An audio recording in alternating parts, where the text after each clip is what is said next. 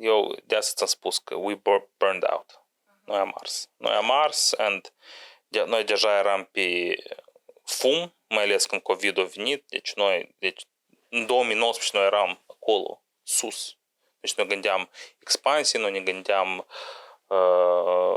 România, noi ne gândeam alt oraș în Chișinău, noi ne gândeam, deci aveam planuri și că de acolo pur și simplu jos. Salutare Vlad, salutare David. Mă bucur că astăzi avem ocazia să discutăm împreună. Eu foarte tare am vrut să discut cu voi ambii, pentru că eu știu că pe noi ne unește anumite lucruri în istoria de dezvoltare a proiectului meu Made in Media, a proiectelor voastre. Și până să ajungem să discutăm propriu zis, noi avem așa, eu am o rubrică tradițională să ne spunem unul altuia cum am făcut cunoștință și care a fost prima impresie când am aflat unii de alții. Eu țin minte cel puțin, noi așa mai activ am colaborat la Beer of Moldova, care noi l-am organizat în Smokehouse. Noi câte am organizat? Unul sau două? Două. Și unul era micuț, cât de cât, da, doile au fost mai mari pentru clădirea aceea. Eu atunci țin minte și impresia era bună.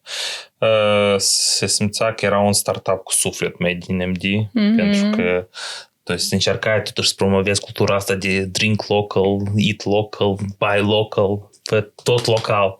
Și pentru noi asta s-a conectat, pentru că în lumea barurilor a Chișinăului, deci e mult mai ușor pentru noi, cel puțin era să cumpărăm la cel mai mare berar a Moldovei, că îi se dă nou un fel de bonus în mobilă, scaune, pahare, dar noi atunci am luat o decizie că noi să promovăm doar berea locală și artizanală, craft beer.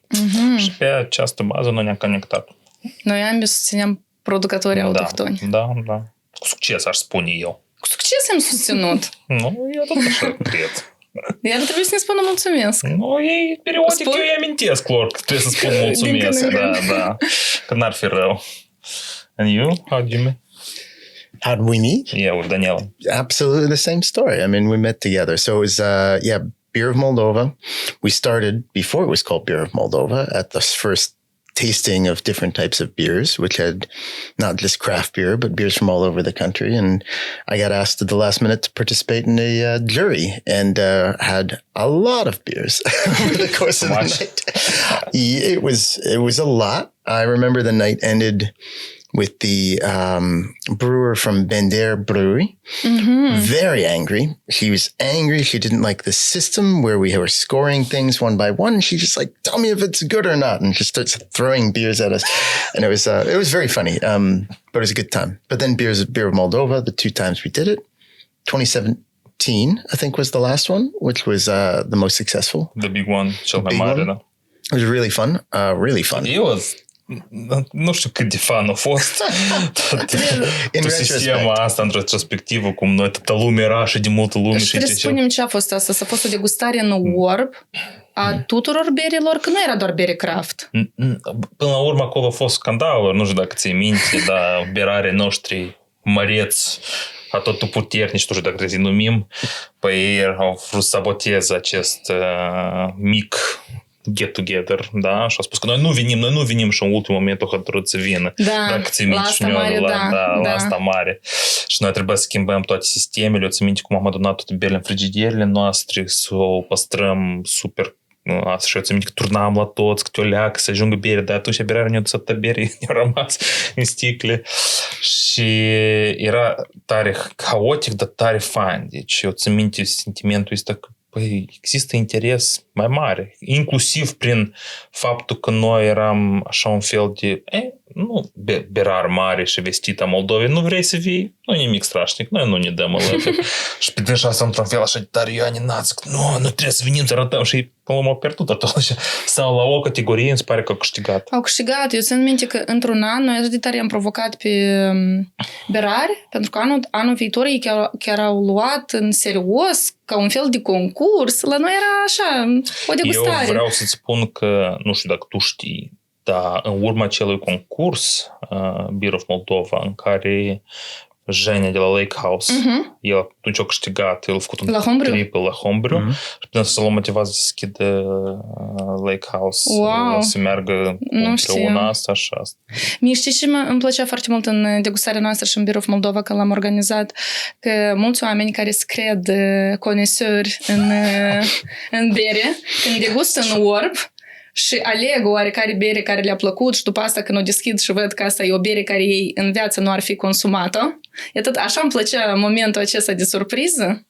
It's like, do you remember that our big brewers won something that year? By the way, at Lager, I think. They did. Yeah, I think they right.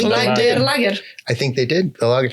I mean, well, that was the funny thing. Every brewery, not everyone, most of them didn't want to participate because they didn't like this competitive thing or they didn't trust it or understand it. And then at the end, everybody could win. I mean, it was a blind tasting, if you're confident in your product, just put it out there. And eu țin minte că cam fiecare berar mic sau mare era cumva menționat și asta, deci nu era setat, nu am setat chestia asta, dar fiecare, și ești micuț au primit multe categorii și ești mari care se îmblu cu mâinile. Tot n-au rămas mulțumiți. Da, tot au rămas mulțumiți, a sfârșit așa și au câștigat ceva. Deci asta era un lucru, noi așa, nu ca specialiști în blind tasting, dar am făcut un lucru frumos, eu țin minte că asta era o zi complicată, eu turnam, chelnerii noștri nu știau, mă băgam toate stațiunile, le turnam ca să meargă tot smoothly, pentru că oamenii vineau, stăteau acolo un pic. Dar locul era micuț, în mare măsură, dar oamenii erau mulți. Era fain. Păcat că 2 ediții nu m-am reușit să-l organizăm. Da. Eu nu știu de ce noi, sau că foarte multe beri deja au apărut pe piață, de ce noi l-am stopat? Eu țin minte că noi am avut discuții a 3-a oară, dar noi am spus că Smokehouse nu poate fi locul în care noi să facem chestia asta, pentru că era prea multă lume și interes era și noi am început să discutăm de concept ceva mai mare. Mare, cum să facem și pur și simplu am înțeles că noi nu ne ajung resurse sau ce n-am găsit common ground. Plus că am impresia că noi ne-am conectat un pic și pe tema asta de să organizăm, adică noi la Media am învățat cum să organizăm evenimente cu 0 buget. Adică foarte mult făceam pentru comunitate, foarte mult de parcă eram un proiect 100% social, dar nu un startup care ar fi trebuit să transforme la un moment dat în business. Profitabil. Deci mie mi se pare ultimul Beer of Moldova a fost 2018. No, it's sau 16-17. 2017. I think we have the cups. They're from 2017. Okay. I still have this cup. Și în 2018 probabil noi am început discuții și noi am intrat într-un conflict foarte fructuos cu pretura Pentru. Yeah. Da, și atunci noi cred că eram uleac pe altă fază. We had a different problem that year, but no, we did talk about it. And we talked about we needed to move it to a bigger place. And in a way it was kind of an indicator of the success of the whole craft beer market. Because like when we opened Smokehouse in 2015, there was no craft beer. Litra opened 1 month before us, so we were about together. And then after 2 years of Beer of Moldova, Smokehouse was still maybe the biggest place to find craft beer in Moldova. But the people who wanted to try it and taste it, we couldn't fit them anymore. Even with Taproom too, we had both places. No.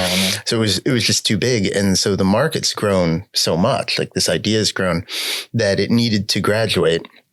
2018, we didn't manage. And then I think a couple years of distraction and then COVID and who knows. Între altele, acum mi-aduc aminte că eu am avut o idee și să facem poate la o berărie. Dar deja se începea conflictele de interese, că fiecare broia la berăria lui, da? Că noi am fi făcut undeva la o berărie și ne-ar fi acordat gratuit această berărie, dar deja alți producători nu vroia. Smokehouse era o platformă neutră. Noi pentru asta și-am luptat. Noi așa întotdeauna ne-am poziționat și chiar dacă au mai fost berarii noștri mai spuneau că noi voi promovați așa, noi niciodată nu promovam pe nimeni special. Deci noi eram o platformă în care noi la toți dădem șansă, inclusiv la berile super stranii, Obsidian, nu știu cum, de lui Kiril, împreună cu Tenimul pe atunci, dacă nu ți minte. Deci noi întotdeauna încercăm să promovăm give it a try, încearcă, nu-i problemă. Noi o să ne asumăm o parte din riscuri, să luăm berea, să o promovăm și să o vindem și să încercăm să facem un pic de push, pentru că până la urmă o tonă de bere se face destul de scump. Și evident că nu toți berarii mici erau fericiți să riște cu așa sume de bani, dar noi încercam să facem ceva. Voi aveți platforma Smokehouse în care vă puteți puneți orice pe piață, evident că calitativ și bun și bere să fie. Acolo altceva mai pe urmă. Și asta noi ne mândrim cu asta, pentru că noi am început cu 6 linii de bere, am trecut la 8 și pe urmă am trecut la 20. Și am noastră toate 20 de beri, nu era niciuna comercial mare, și noi toate 20 de beri le mișcam. Deci nu erau beri care să stea foarte mult timp.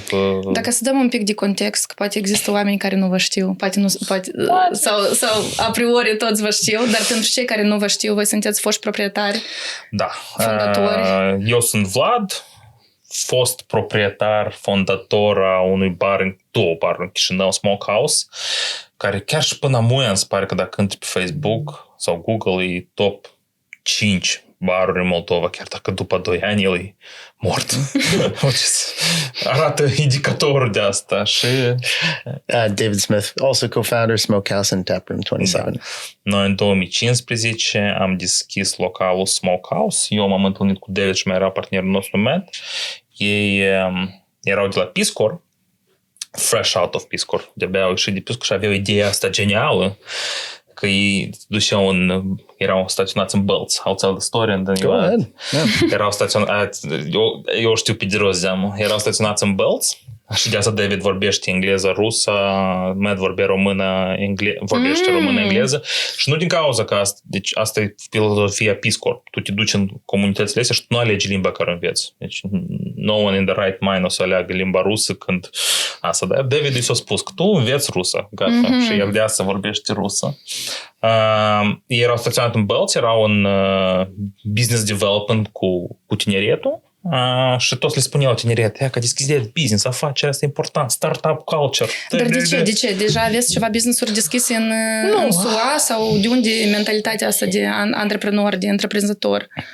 It's a very good question. Yeah, so I'll say, I learned and spoke Russian in my Peace Corps time. I'm learning Romanian now, so I understand you fine, but not speaking very well.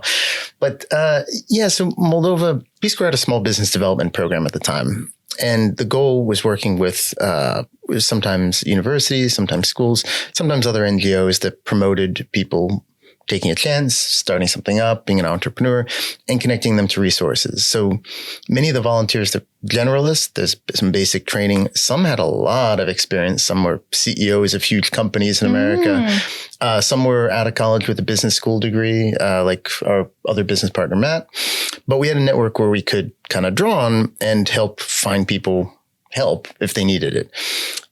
In practice, that didn't go very far.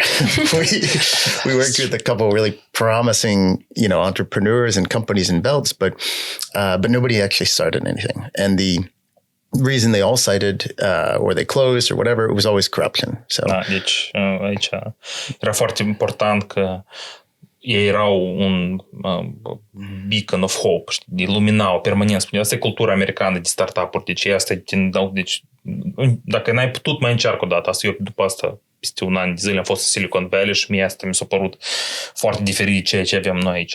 Și tineretul bălță, că tu ai încercat să schizi aici business, tu, americanul. Da. Și eu m-aș fi gândit la întrebarea asta. Și de o întrebare așa, și s-o gândit și zic, hai să încercăm, să deschidem un business curat.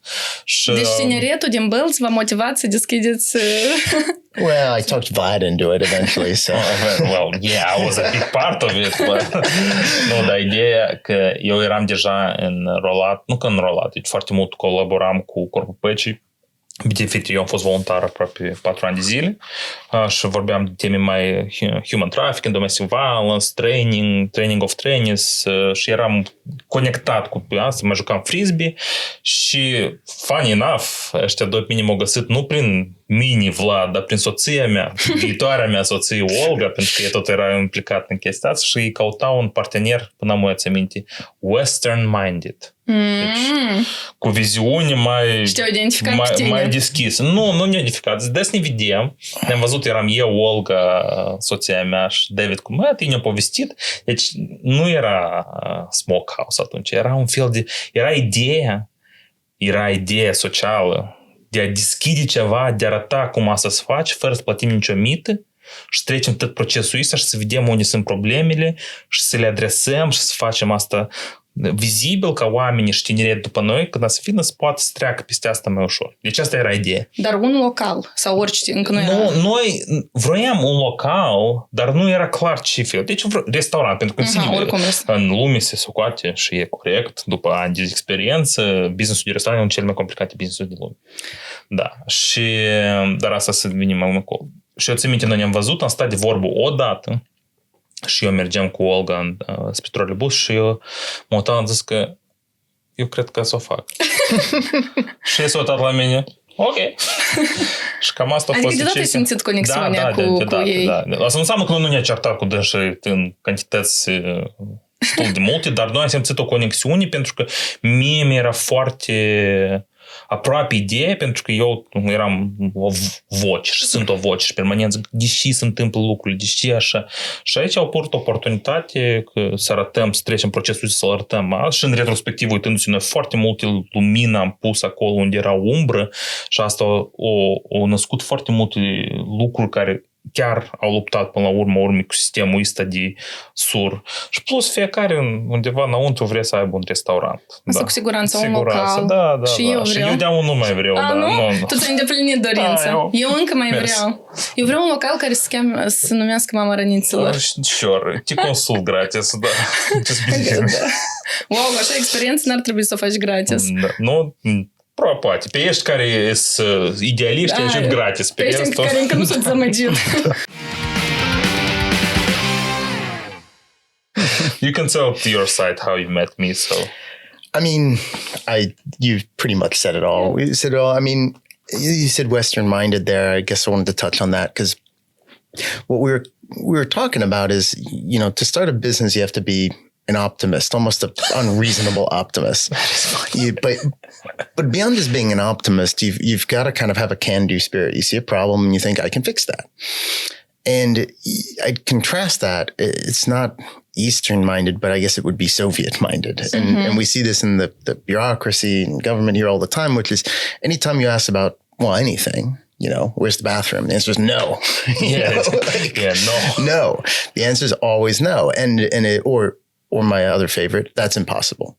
And of course, nothing's impossible. It can be figured out. I mean, Moldova has very complicated and often poorly constructed old Soviet laws around business, around a lot of things. But it's also possible to do things, but there's a mentality with a lot of people that just says like, no, don't do it. Why are you even trying? And if you're going to start a business, you can't have that. And lots of people here have that. Moldova's got a lot of successful businesses and great entrepreneurs. And so later, after we started the restaurant, I co-founded a small business association here called the Moldova Small Business Alliance. And I've met lots of great entrepreneurs, but the commonality is that optimism, that kind of like unreasonable optimism. Clinical optimism. Yeah, clinical optimism. It's a little bit crazy. Da, eu tot îl numesc optimist până la prostie. Eu tot fac parte din categoria asta.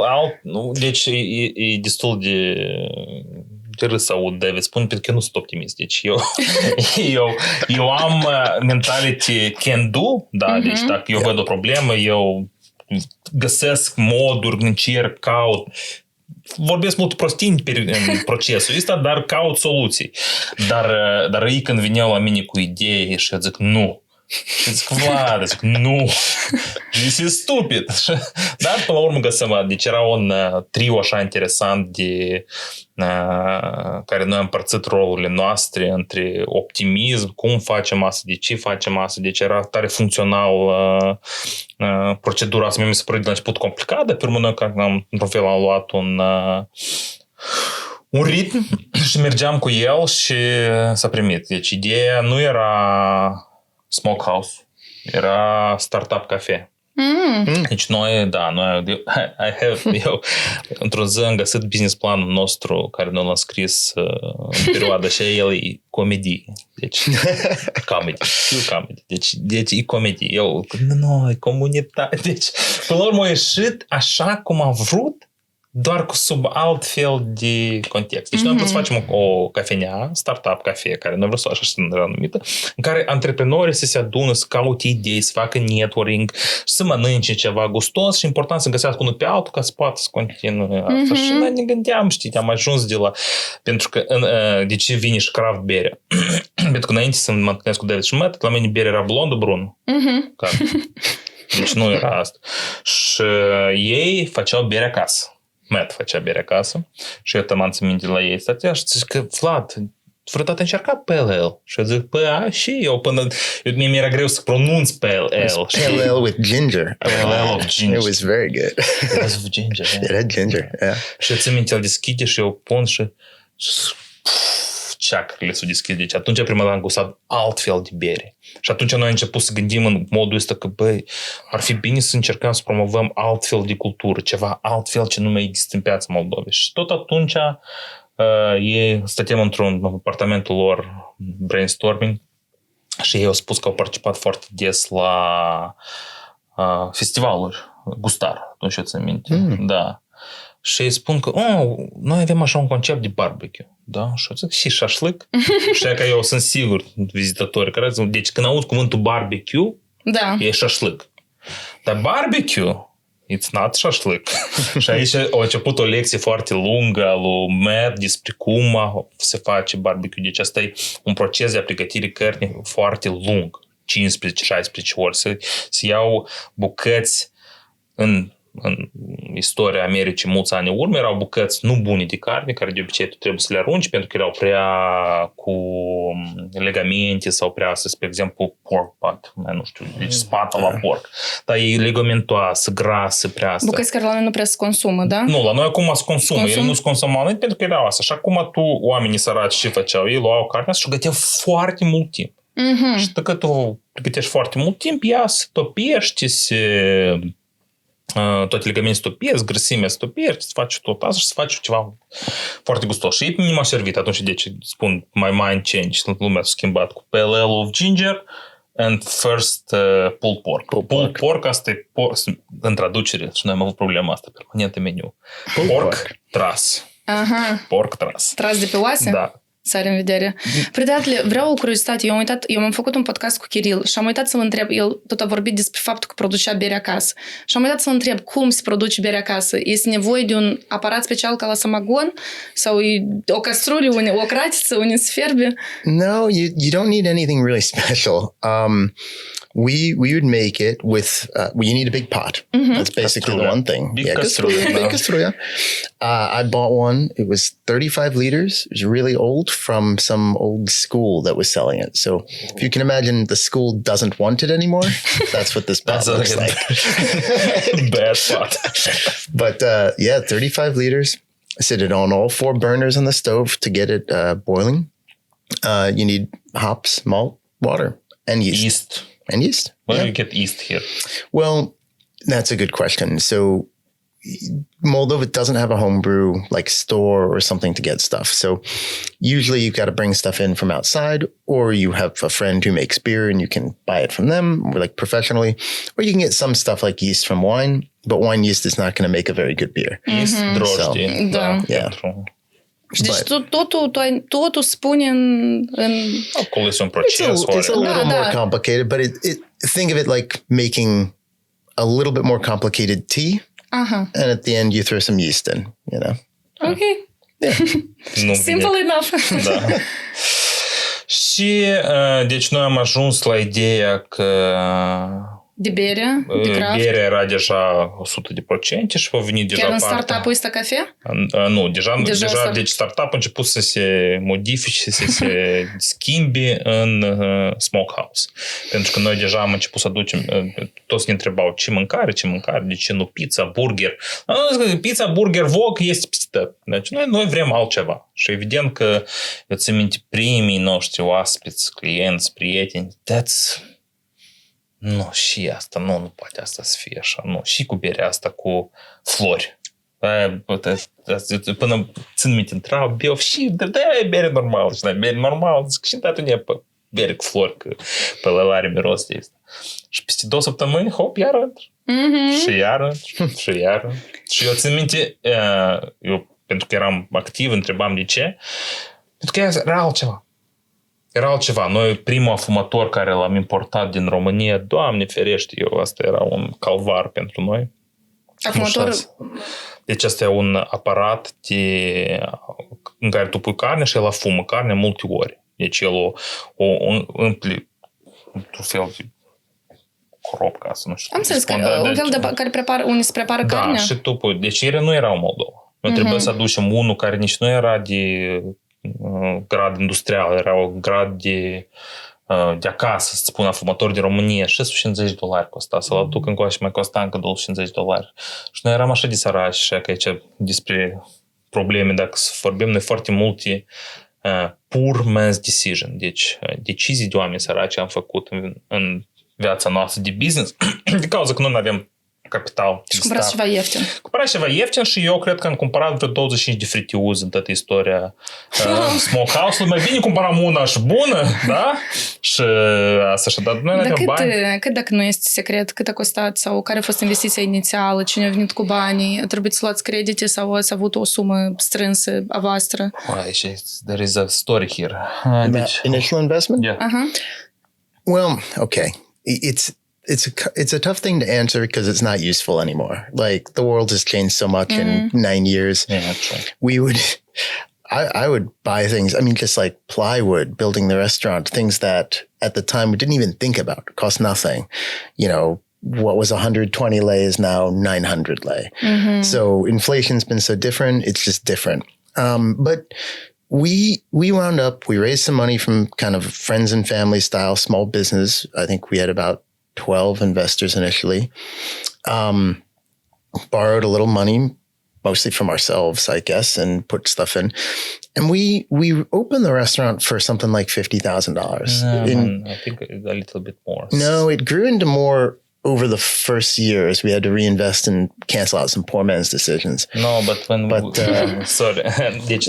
Remember we invested in the rent for 3 months? Yeah, that was all part of it. It was whatever. Nobody's going to remember this. And again, it doesn't matter because times have changed so much. Like, să adaug la istorie atunci, deci când noi am început procesul ăsta, deci noi eram super corect și asta cred că cel mai mare fuckup care noi am putut să facem, să fim așa de corecți ca să pierdem pentru că noi ne-am dus, însemna contract oficial, am înregistrat la cadastru pentru am înregistrat noi la cadastru ca să ne protejăm pe noi și asta, dar asta e timp de cheltuială.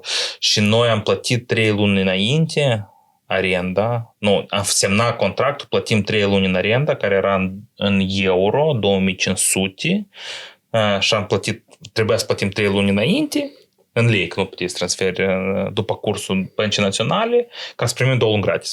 Acolo cumva era așa calculat, că el ne-a dat un pic de timp să facem reparații. Fix în perioada aceea s-a furat miliardul. Deci noi am încasat banii din America, dolari încoace. I-am schimbat pe tăți în lei și în 3 zile se fură miliardul, leu face prăț și noi cred că am pierdut cât 30% de valoarea investiției. Wow. It's another reason I was going to say you just can't even compare it anymore.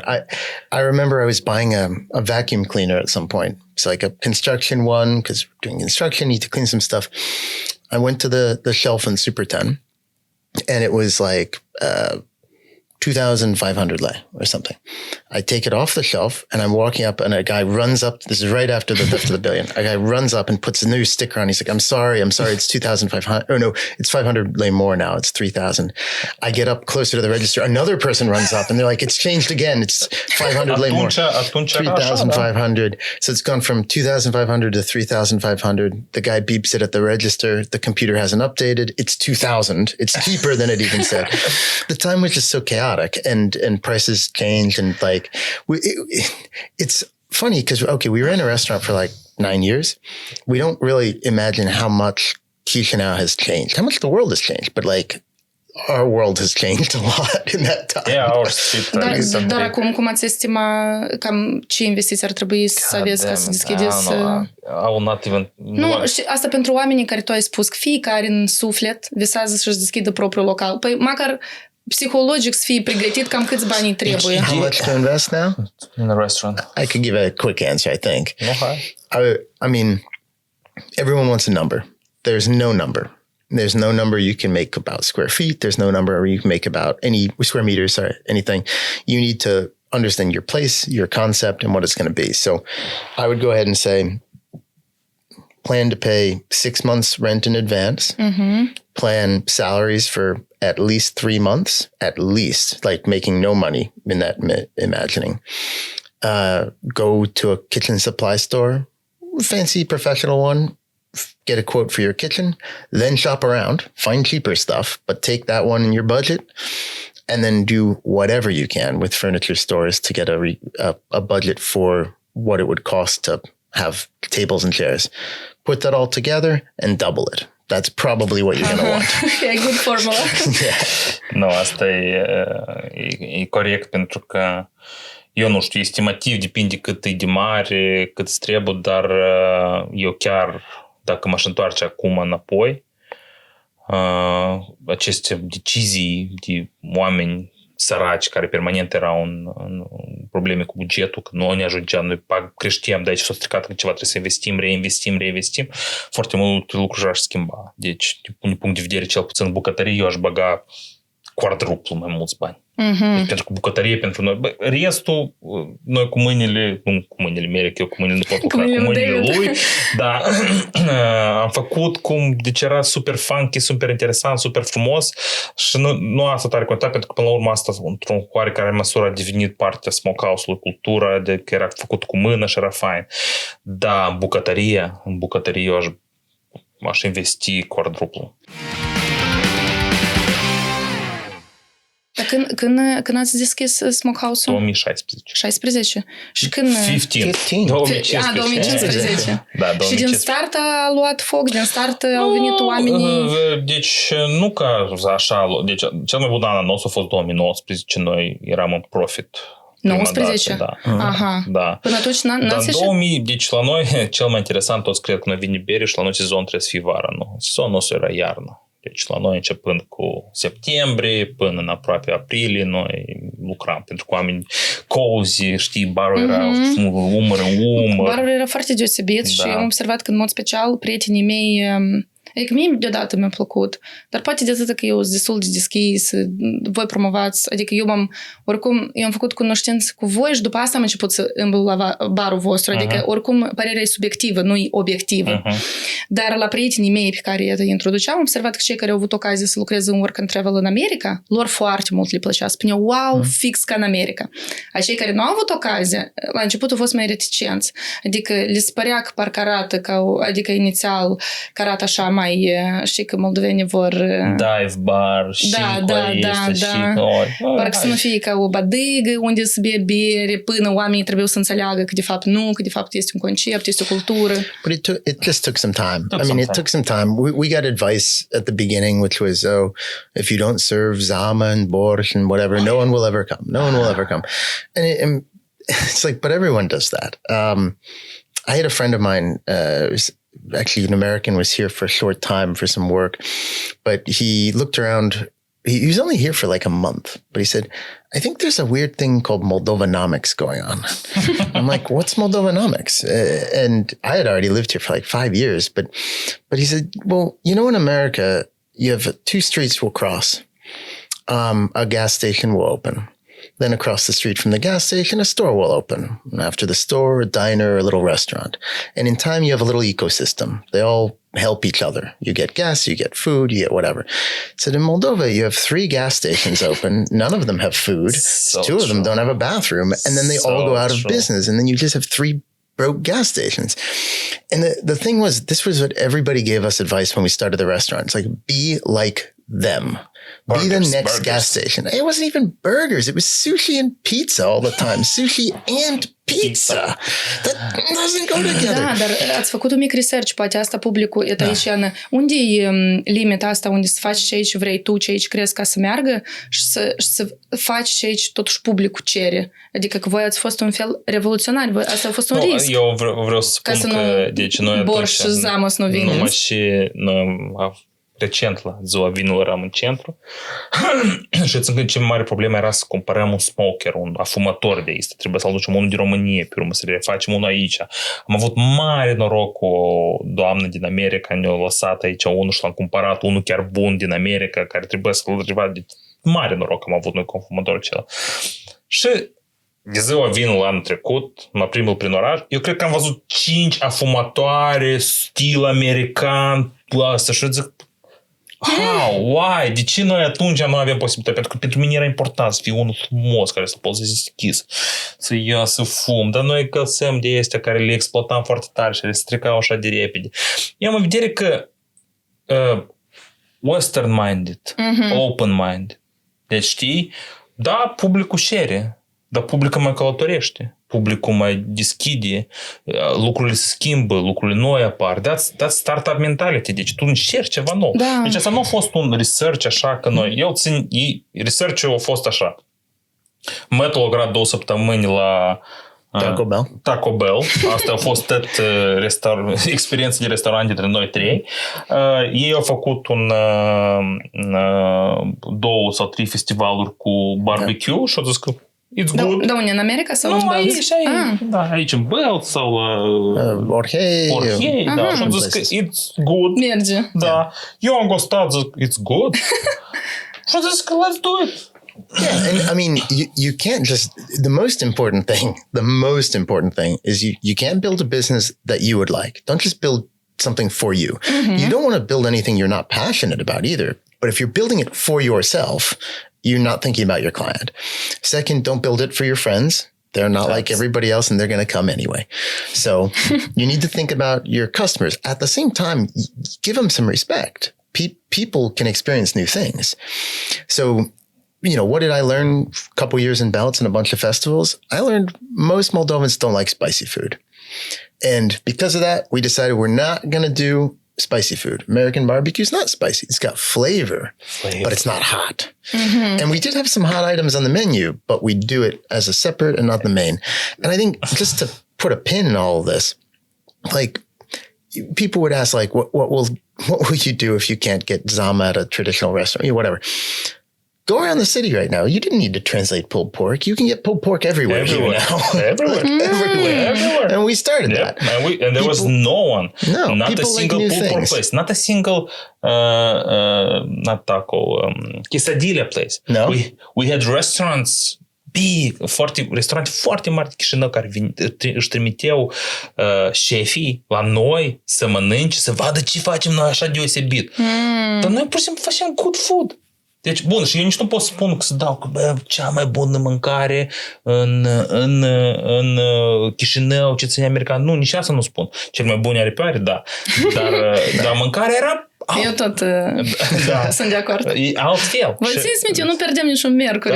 Da. Deci noi, așa aici era tare ironic cu ceea ce David a spus. Noi, într-adevăr, am hotărât atunci că noi nu o să facem spicy food. Dar eu sunt amator la mâncare iute și mi se pare că are flavor, dar noi știm că moldovenii nu mănâncă iute, dar noi am vrut să facem cu... Atunci noi căutam cumin, zira. Și nu era pe piață. Deci asta era esențial în asta. Eu mă ducem, găsăm zira, căutam în internet să găsesc. Amuia zira, e gădătă, coriandru. Coriandru verde, coriandru asta. Atunci nu era. Nu. Coriandru să mănânci în salată. Noi acum în taco îl punem frumos și tot e super gustos. Sau coriandru să punem, nu era. Dar mai în cantități mari. Dar cu aripioarele, deci noi am gustat, îți aminte, prima seară când Matt le-a făcut și el nu le-a făcut aripioare, de-a făcut strips. Și zic, yes, we're gonna do this. No, zic, noi să-l păstrăm fix așa de iute. Deci fix așa de iute. Oamenii au venit prima dată miercuri. Nu, a doua oară. Dar noi pur și simplu ne-am pus coarnele și zic, ele rămân așa. Wow. Și noi am început să vindem 7 kg și ultima seară de miercuri în Smokehouse, când încă erau ambele localuri, noi am vândut 78 kg într-o seară. Wow. Da, deci miercuri la noi era imposibil să găsești loc dacă n-ai sunat cu o săptămână înainte, plus minus. Da. Da, deci era... Mie mi-a plăcut în prima, cu toate că cred că... Foarte mult. Deci vezi că asta e aceeași istorie ca și cu bere. Deci eu sunt de acord cu tine. Oamenii pot să aibă experiențe noi și eu cred că noi suntem moldoveni foarte închiși la multe experiențe, dar dacă le dai o șansă, eu cred că asta s-a întâmplat cu berea, asta s-a întâmplat cu aripioarele, s-a întâmplat cu Tex-Mex-ul nostru, pentru că noi am spus că trai, încearcă. Și noi nu eram supărați dacă oamenii veneau la noi și spuneau că și cu berea asta cu flori, dar nu e normal. Și noi scuti, așa e normal, se numește lager, ea este de așa tip, ea că încearcă asta, da, bine gustos și asta, da. Și noi încercam să găsim balanța între și berile. Printre altele, mi-amintesc un fuckup cu aripioarele, care tu mi l-ai povestit, dar eu și-am fost martoră, că știu cu producătorii autohtoni, când vă livrau aripioare de diferite dimensiuni, a fost așa o perioadă. Da. Și, de exemplu, era o porție de 8, dar din cauza că ele au venit mai mari, vă le-ați pus mai puțin. Și atunci eu cumva mă gândesc, de ce ele, sau 6 trebuie să fie, și mă gândesc, de ce ele nu sunt 6, de ce ele sunt 4, dar ele erau extrem de mari. Și atunci tu mi-ai spus că noi foarte multe discuții am avut de ce noi nu lucrăm cu producătorii autohtoni. Adică, dintr-o parte, tu vrei să lucrezi cu producătorii autohtoni, în altă parte, ei nu pot livra. Până la urmă, noi n-am rezolvat problema asta. Da, deci totul la ele erau mărimi așa și e și normal că producătorul autohton nu are aceleași capacități. Noi încercam să dăm cât mai mult șans. Noi avem și producătorii autohtoni mieri, care noi comandam, sau nu cu mieri, nu știu, ceva noi comandam și au zis că da, ți aduc mâine și nu ți-o aduce peste 2 săptămâni, că neam nu mai trebuie. Deci și asta era tare mare problemă și eu încercam să spun, deci nu puteți lucra eu. Noi luăm un risc, pentru că noi credeam în asta, deci noi luăm un risc. Și eu vreau și respectul să înapoi. Pentru că eu cu plata banilor mă străduiam maximal, deci dacă mă cusnaș le trebuie bani, le plăteam, dar mie și-mi trebuie și înapoi.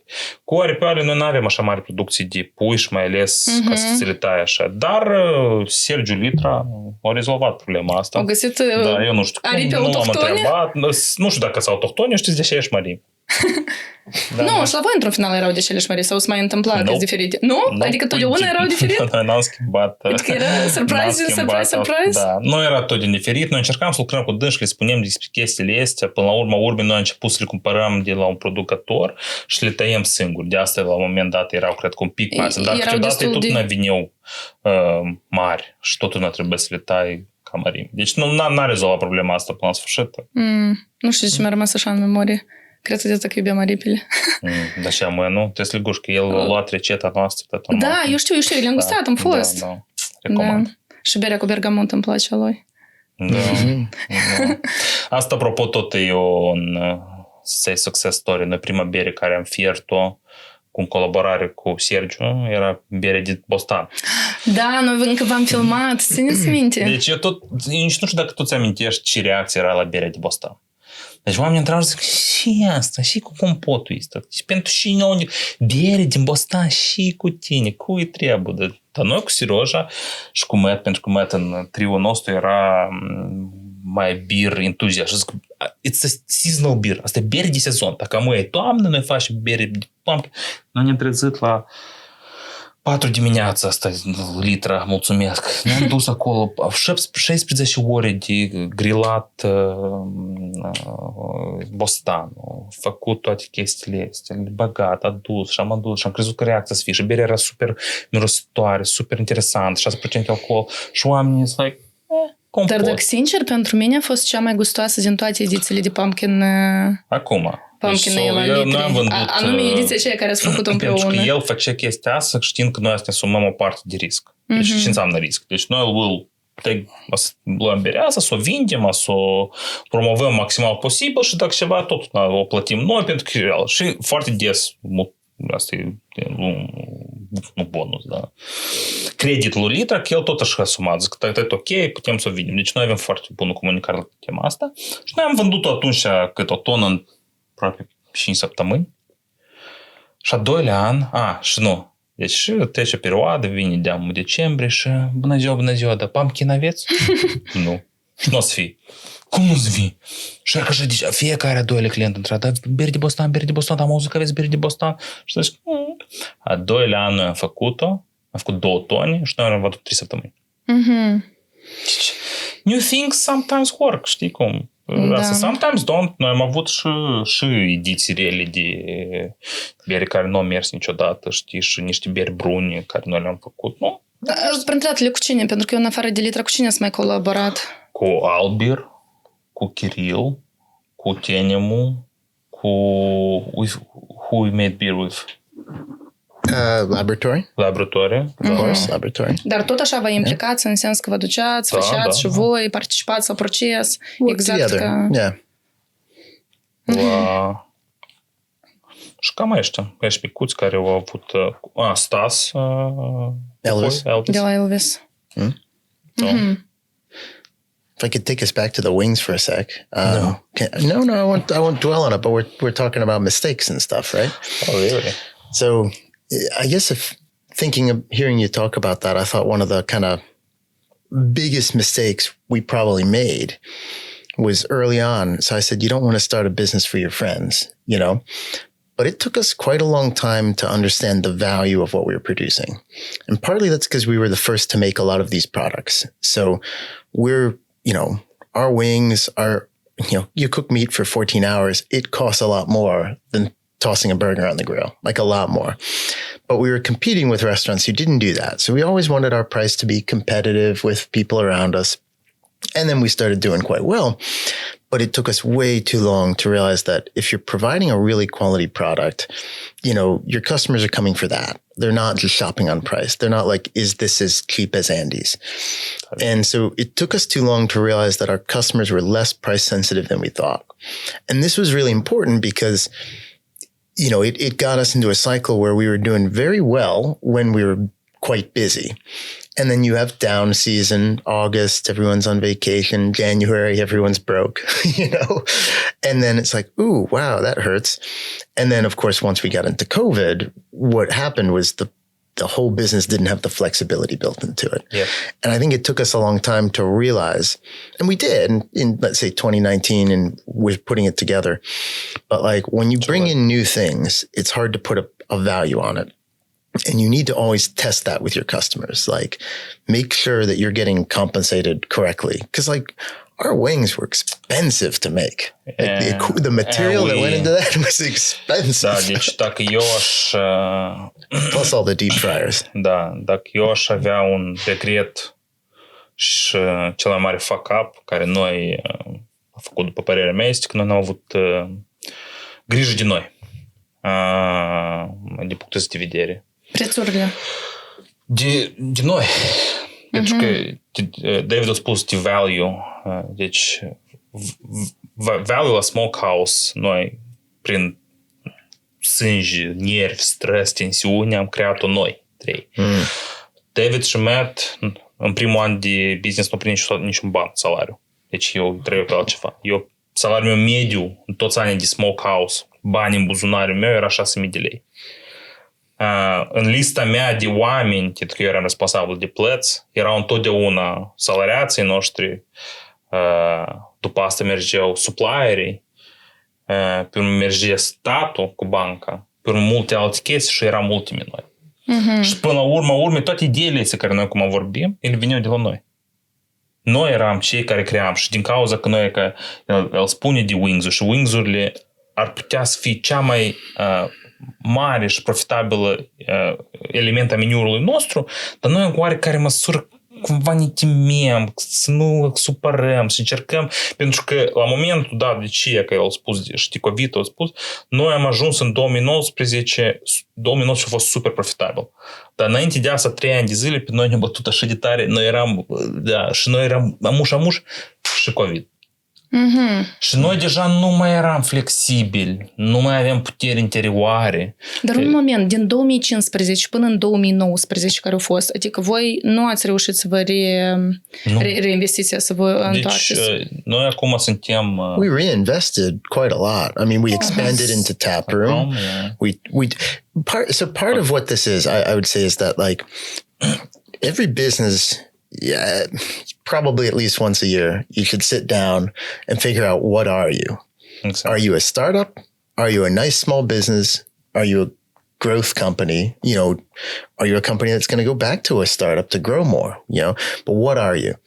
And we spent a lot of time as a startup. We're always looking around the corner. What's going to be next year? We spent a little too little time living in the present. Exactly. And figuring out stability in the present because we had growth ambitions, growth plans. And then that makes you vulnerable to shocks. And so 2015 to 2019, we opened Taproom. We were involved in trying to open a wine bar and tapas bar, different thing. Didn't go anywhere. We had lots of little things. We were constantly trying to, some not little, Taproom wasn't little. We were trying to expand. We look around and everyone else is copying wings. We're like, well, we should have 3 restaurants. We would have done better by ourselves focusing on one. True, and this social crusade. Well, we're fighting too. Noi eram în permanentă luptă cu oricine vroia să ne apuce de oricare parte. Și eu cred că pentru mine asta a fost cel mai... Eu tot am avut o companie și eu știu că voi foarte mult vorbiți despre birocrație și anticorupție. Adică eu tot făceam legal, eu scriam facturi pentru 50 de lei care producătorii singuri spuneau că hai, cumva nu mai trebuie factură, nu mai trebuie o tranzacție. Dar ținând cu cred că de atât că eu nu eram în alimentația publică, eu n-am avut de suferit atât de mult de pe... Nu că n-am avut de suferit, deci ideea este și că n-au venit controale sau chestii de genul. Cum noi vorbeam despre partea socială, că noi suntem să arătăm la tineri partea asta, unul din concepte să arătăm lumină de ce asta se întâmplă. Deci noi mergeam prin tot procesul ăsta, deci noi nu am început ideea de Smokehouse, startup, căutam arenda și el și Meta erau banați să intre în Moldova, deci n-au primit viză. Permis de ședere, cred că, da? Permis de ședere. Știu că el atât de greu se obține. Deci... Sau își prelungește tot greu. Și până acum. Eu, la BNM, atunci când am fost, el vorbește rusa, engleză, Matt vorbea română, engleză, eu vorbesc toate 3 și am rugat, vă rog frumos, listă de documente necesare în 3 limbi diferite, română, rusă, engleză, și una are 17 documente, alta are 16 documente și alta are 18 documente. După care să ne ducem. Logic, noi atunci am folosit și am ne dus cu 18 documente și tot nu era de ajuns și tot pe dânsile. 2 americani cu studii superioare, un inginer și altul MBA, vor să rămână în țara Republica Moldova și deschidă business. Nu. Și când am început, tu îți dai seama ce e ca șoc, da? Deci noi am lăsat toate planurile noastre, startup-urile noastre, cum să rezolvăm problema ca David și Matt să rămâi. Și eu țin minte discuțiile astea care oamenii s-au dar pentru ce îți trebuie să ție? Lasă duc acasă. Eu zic, în ce sens? Cum să-ți duc acasă? Cu șoc să duc acasă? Oamenii ăștia vor să rămână în țară. Care e problema? Deci și investiția a venit de mare parte la dâns și 2. Și zic, ei vor să gestioneze banii lor în țara noastră, să arate în țara noastră. Tu lasă-ți de ție bani și duc acasă. It was funny to hear. It's like, you could invest here, but how about you don't? Yeah, just like don't. Go home. Bye-bye. Go home, take your money and leave. Well, of course, what they were saying was, leave some of your money with us and we'll let you do whatever you want. Și noi o să știm ce să facem cu banii tăi. Da, e așa și spuneau că lasă-ți de ție bani și tu gestionezi. Și încă tot așa anumite, deci eu foarte des, din păcate, folosim această șiretlic cu oamenii cu diferite birocrații și mai departe. Nu știu dacă trebuie să vorbesc de birocrația moia, că într-un fel fac parte, dar spun că tradu e că tot asta lui. Pentru că tot procesul în sine era așa de stupid și eu zic că o ceva și ții în engleză. Și eu traduc. Ei, domnul Vlad, înțelegeți așa situație. Noi încerc, eu înțeleg, dar asta nu are niciun sens. Și că fiecare pas mare, major, noi întotdeauna avem o bătălie de asta care trebuie să o luăm head-on și asta era tare obositor. Și probabil dacă n-ați fi avut-o, ați fi avut mai multe forțe pentru dezvoltarea Smokehouse-ului? Deci Smokehouse când s-a închis, deci în 2022, în iarnă aceea, noi eram top 2 baruri în Republica Moldova. Deci it doesn't make any sense. După reviews, după cantitatea de trafic, după asta. Deci noi, pur și simplu, barul era setat așa că noi eram, colț în colț și oamenii după COVID nu au vrut să întoarcă în acel spațiu de confinement. Și acum La serviciu tot e ciotcă, tot normal, tot da, de COVID. O să discutăm că Sergiu a preluat Taproom-ul, dar noi n-am discutat despre faptul că voi ați hotărât să lărgiți afacerea. Un pic David a spus și ați deschis Taproom-ul în 2017, pare mi se, dacă peste 2 ani. Da.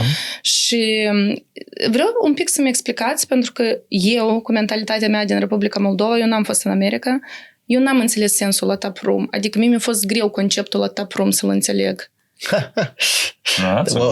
eu mă consider persoană progresivă, dacă sincer. What was the name? Just Taproom? No, the concept of Taproom. The concept, the fact that it was near Smokehouse. Right next to Smokehouse. Oh, that was a fuck up. No, it wasn't. It had so much sense, but again, it had a sense that fell apart with COVID. So I can explain it very briefly. But basically, we had this problem.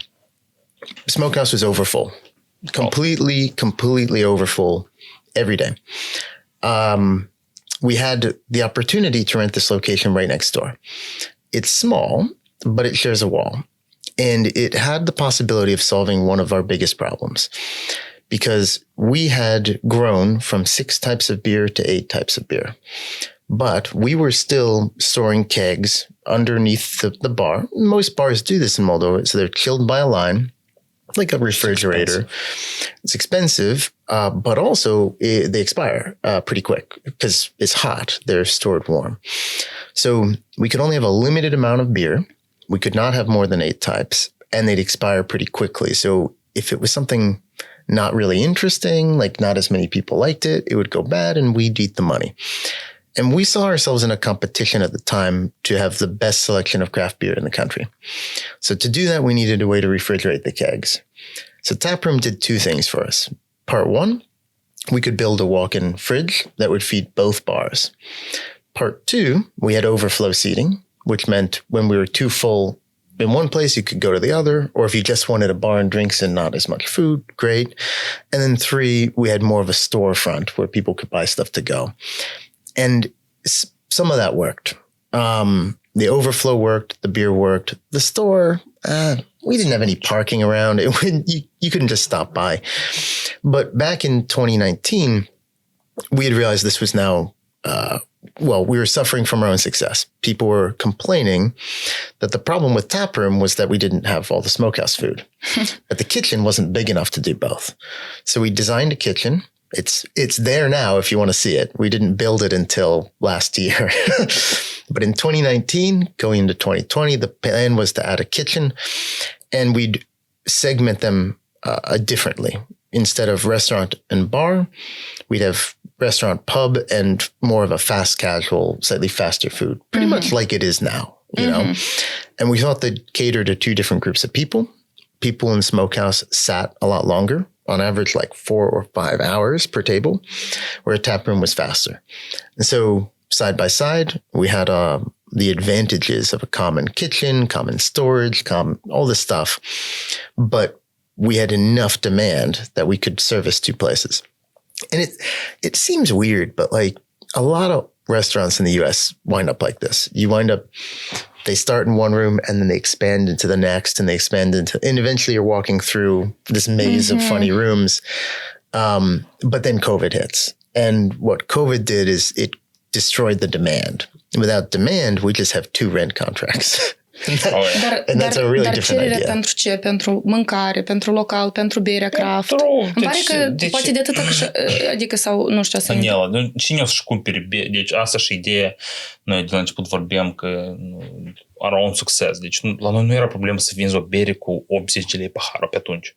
Și era super scump, dar noi putem să o vindem pentru că e bun, că e IPA și asta era un bonus și boost pentru mici producători, pentru că noi luam berea lor mai scump și o vedem tot așa și era ok, pentru că oamenii știu ce fiind. Acum, pentru ce o să strămăți o bere super bună, turnată în sticlă de plastic acasă în timpul COVID? Că nimeni nu știe dacă ai de lucru, nu ai de lucru. Deci, dacă vrei să te îmbeți, te bătai ceva mai ieftin și era ok, știi? De asta... S-au deschis foarte multe localuri de cu bere craft. Asta a fost ca un concurent, asta a avut de influențat. Da. Adică voi erați atât de unicali deci și la un moment dat deja berea craft se vinde peste tot. Da, asta în primul rând și mulțumit nou, pentru că noi am promovat, deci în fel am fost platformă, dar în doilea rând, deci noi totuși eram bar. Oamenii la noi vedeau pentru atmosferă, știi? Și, și eu atunci spuneam așa cum spun, eu nu pot să fie în atmosfera online. Nu pot. N-am găsit metodă. Dar cum dacă să ați fi avut resurse să rezistați atât până acum, că în practic s-a uitat total de COVID și oamenii au nevoie înapoi de atmosferă. Eu de asta ți-am spus că we burned out. Noi am ars. And noi deja eram pe fum, mai ales când COVID a venit. Deci în 2019 noi eram acolo, sus. Deci noi gândeam expansie, noi ne gândeam România, noi ne gândeam alt oraș în Chișinău, noi gândeam... Deci avem plan, nu știu că de acolo simplu jos. Și voi inițial ați închis Smokehouse-ul și după o perioadă și Taproom-ul? Da. Taproom am vândut. And I'll mention, so I'll take us back again to Taproom, because looking back, we do have one thing that's a clear mistake, was naming it Taproom. It was strange, because in the logic of if we had looked and said we are a small business, it should have been Smokehouse Express or Smokehouse Bar. We should have kept it. We spent a lot of time trying to build a second brand, again, because we were going to expand. And we felt we could expand a small product like Taproom. The way the market was at the time, these beer stores were opening everywhere. We could open, 3, 4, 5 Taprooms. Like, in the time and cost it would take to open a second Smokehouse. Way fewer people, And what we wound up with when COVID hit, again, the worst of all worlds, we have 2 weirdly branded places. We have no demand. The atmosphere, the ambience, the thing that made people want to get together and hang out was the one thing you couldn't do. Yeah, you're not allowed to do exactly that thing. And so, I mean, we weren't, in the restaurant business, you're not unless you feed somebody at lunch who comes in there from their office and sits by themselves and eats food, you're not in the business of selling food or drinks. You're in the business of providing a good time. The exception is Japanese, though. Japonezi au restaurante în care tu te duci, but there is different culture, though. Different cultures in this culture, and in the bar culture anyway. Yeah, exactly. But yeah, when COVID hit, that smacked everything. And to mention, you talked about burning out. I mean, think about that. We were on a treadmill for years. Years. Just years. I mean, Taproom open. We're going to open another Taproom. We got all these plans, had this kitchen designed, go. And then everything just stops. And I mean, in a weird way, I miss some of that, because what it did, it gives you a lot of time to reevaluate amidst the worst stress of my life. Well, until later. But what it did, though, it just slowed everything and stopped it. And I think the thing about COVID that was so insidious in a way is it was a very slow death. Not just to a business, but to your how much you are excited and passionate about it. Because then bit by bit, you think, okay, we're going to open in 6 weeks. Okay, it's going to be 6 more weeks. It's going to be 3 more months. Au spus că în martie se poate deschidem. Am și termin. E ca și tu te uiți numerele de infecții, morți. Și tu înțelegi că asta nu se termină. Și statul 1 îți pune tancuri pe străzi. Deci este foarte bine spus. O moarte foarte lentă și dureroasă. Deci noi eram permanent cu ochii amuș, dă să băgăm în asta. Și am încercat să facem pivot pentru niște idei în timpul COVID-ului care n-au mers. Am încercat să facem aripi în fiecare zi. Tot n-am mers. Am încercat și atunci, să minte că după am început aripi, noi ziua și e sold out, deliveries, a doua zi nimic. Noi am încercat să facem Mexican food și așa mers. Deci, ca să putem să ținem cel puțin staff-ul, să plătim niște chestii. Dar oricum era greu, da? Da, era complicat. Nu puteai să le povestești lor tare mult și că așa era. Don't forget meal kit. Și meal kit. Deci asta a fost o nouă idee de startup care noi spunem că... Eu știu, mi-a și de mult mi-a plăcut. We've failed a lot of business ideas. Yeah. It's very important to talk about them. Oh, yeah. And the thing is, I mean, something like meal kit was similar to businesses that were working well in the U.S. during COVID. We'd have a great chef, one of our team, prepare the meal, everything's portioned right. It comes to your home and make Peking duck or whatever. And people tested it and they really liked it. But we needed to convince a huge amount of people to try something very new without having a way to see them in person, and with the whole internet flooded with everybody's trying to pivot their businesses. And we realized wow, that's not working. We tried it for a while, but it didn't work. And partly that's us, partly that's the marketplace, partly, but I do think what it really did over time was it burns you out, because every time I'm planning 6 weeks from now, something will change, whatever. You make a whole plan. Every time a different thing happened than we expected. I mean, like everyone in the world, and it was just always different. And then slowly we're recovering. We made the painful decisions, we need to close Smokehouse, leave Taproom, and then war. And then the war. Mm-hmm. But at some point we made a new business plan every 3 months for 2.5 years without starting most of them. I mean, we started some, but others were how are we going to get the restaurant back in the game? And then when finally we figure something out, then the war starts, and it's well, Jesus. Dar cum războiul v-a afectat? Oamenii cumva de la faptul că se temeau, erau în stres, adică mai puțin vizitau localurile? Nu, supply chain, prețurile au crescut, inflația, nici pur și simplu nu reușeam. Nu făceați față. Nu reușeam.